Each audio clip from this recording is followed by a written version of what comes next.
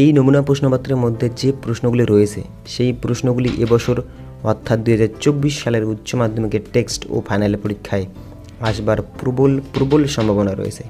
কাজেই সম্পূর্ণ ভিডিওটি দেখবে আর প্রশ্নপত্রের মধ্যে থাকা প্রশ্নগুলি অতি গুরুত্ব সহকারে প্র্যাকটিস করবে, কারণ হাতে খুব কম সময় রয়েছে। আর বন্ধুরা, তোমরা যদি এই প্রশ্নপত্রটি সলভ করো তবে এইখান থেকে তো প্রচুর প্রশ্ন কমন পাবে। এর পাশাপাশি উচ্চ মাধ্যমিকের চূড়ান্ত ফাইনাল পরীক্ষার প্রশ্নপত্রের সম্বন্ধে তোমাদের একটি স্বচ্ছ ধারণা তৈরি হবে। তাই ভিডিওটি বিন্দুমাত্র স্কিপ না করে সম্পূর্ণ ভিডিওটি দেখতে থাকো। ওকে বন্ধুরা, নমুনা প্রশ্নপত্র, সময় থাকবে 3 ঘন্টা 15 মিনিট, পূর্ণমান 80। প্রথমে রয়েছে এমসিকিউ থাকবে 24টি, দেখে নাও। 1 দাগের 1 নম্বর, দক্ষিণারঞ্জন বসুর সিরাসা গ্রাম হলো একটি, অপশান সি স্মৃতিকথা। 1 দাগের 2 নম্বর, লুভর মিউজিয়াম কোথায় অবস্থিত, অপশান বি প্যারিসে। 3 নম্বর, ইম্পিরিয়াম শব্দটি হলো একটি, অপশান ডি লাতিন শব্দ। 4 নম্বর, আফ্রিকাকে ইউরোপীয়রা মনে করত, অপশান এ অন্ধকারাচ্ছন্ন মহাদেশ। 5 নম্বর, বাংলার প্রথম গভর্নর জেনারেল কে ছিলেন, অপশান এ ওয়ারেন হেস্টিংস। 6 নম্বর, শ্রীরঙ্গপত্তমের সন্ধি কবে স্বাক্ষরিত হয়, অপশান বি 1792 খ্রিস্টাব্দে। 7 নম্বর, কলকাতার সুপ্রিম কোর্ট কবে স্থাপিত হয়, অপশান এ। 8 নম্বর, শুদ্ধি আন্দোলনের প্রাণপুরুষ কে ছিলেন, অপশান ডি স্বামী দয়ানন্দ সরস্বতী। 9 নম্বর, বাংলা ভাষায় প্রকাশিত প্রথম সংবাদপত্র হল, অপশান ডি সমাচার দর্পণ। 10 নম্বর, ভারতের মেকিয়াভেলি বলা হয়, অপশান ডি নানা ফড়নবিশকে। 11 নম্বর, সাম্প্রদায়িক বাটোয়ারা নীতি ঘোষণা করেন, অপশান এ র্যামসে ম্যাকডোনাল্ড। 12 নম্বর, 14 দফা দাবি উপস্থাপন করেন, অপশান ডি মোহাম্মদ আলী জিন্নাহ। 13 নম্বর, গণপরিষদের প্রথম সভাপতি কে ছিলেন, option B doctor Rajendra Prasad. 14 নম্বর, রশিদ আলী দিবস পালিত হয়, অপশান বি 1946 খ্রিস্টাব্দে 12 ফেব্রুয়ারি। 15 নম্বর, প্রথম নৌবিদ্রোহ শুরু হয়, অপশান বি বোম্বাইয়ে। 16 নম্বর, দ্বিতীয় বিশ্বযুদ্ধের সূচনাকালে ভারতের বড়লাট কে ছিলেন, অপশান এ লেন লিতগো। 17 নম্বর, গণপ্রজাতান্ত্রিক চীন কবে প্রতিষ্ঠিত হয়, অপশান সি 1949 খ্রিস্টাব্দে।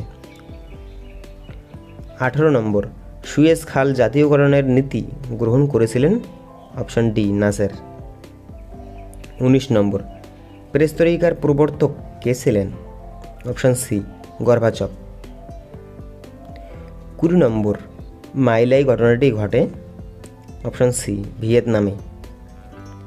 21 নম্বর, প্যাট্রিক লুম্বা কোন রাষ্ট্রের প্রধানমন্ত্রী ছিলেন, অপশান বি কঙ্গোতে। 22 নম্বর, বাংলাদেশ রাষ্ট্রের আবির্ভাব হয় 1971 খ্রিস্টাব্দে। 23 নম্বর, ভারতের পরিকল্পনা কমিশন কবে গঠিত হয়েছিল, 1950 খ্রিস্টাব্দে। 24 নম্বর, সার্কের সদর দপ্তর প্রতিষ্ঠা হয়, অপশান বি কাঠমান্ডুতে। তো বন্ধুরা, ভিডিওটি সম্পূর্ণ দেখো, কারণ এই প্রশ্নগুলি উচ্চ মাধ্যমিকের ফাইনাল পরীক্ষায় আসার প্রবল সম্ভাবনা রয়েছে। এসিকিউ থাকবে 16টি।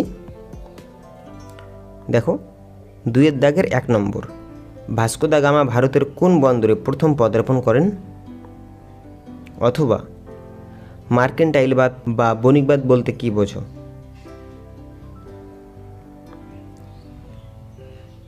2 দাগের 2 নম্বর, ওয়েলথ পলিটিক নীতি কে গ্রহণ করেন।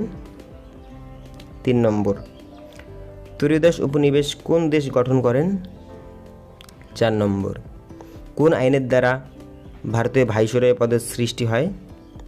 5 নম্বর পুঁজিবাদ কি? 6 নম্বর কর্নওয়ালিস কোড কি? 7 নম্বর মুক্তদার নীতি কি এবং কে এর প্রবক্তা? 8 নম্বর টাইপিং বিদ্রোহ কবে কোথায় শুরু হয়েছিল? 9 নম্বর সপ্তবিপ্লব নীতি কি ঘোষণা করেন? 10 নম্বর সিআইএ কি? 11 নম্বর দিকিউ কাদের বলা হতো? 12 নম্বর চীনের চৌঠা মে আন্দোলনে কে নেতৃত্ব দিয়েছিলেন? 13 নম্বর ভারতীয়রা সাইমন কমিশনকে বর্জন করেছিলেন কেন? অথবা 50-এর মনবন্তর বলতে কি বোঝো? 14 নম্বর সমাজতান্ত্রিক আদর্শের সমর্থক ছিলেন এমন দুজন কংগ্রেস নেতার নাম লেখো। অথবা ভারতের মহাকাশ কর্মসূচির জনক কাকে বলা হয়?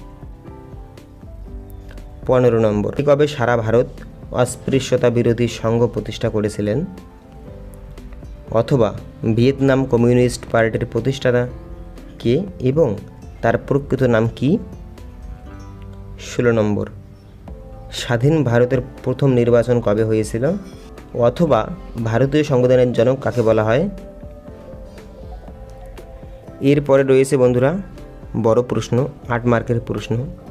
তো বন্ধুরা এসিকিউ প্রশ্নের অ্যান্সারের ভিডিও তোমরা যদি পেতে চাও অবশ্যই কমেন্টে লিখে জানাবে যে স্যার আমরা এসিকিউ প্রশ্নের অ্যান্সার চাই।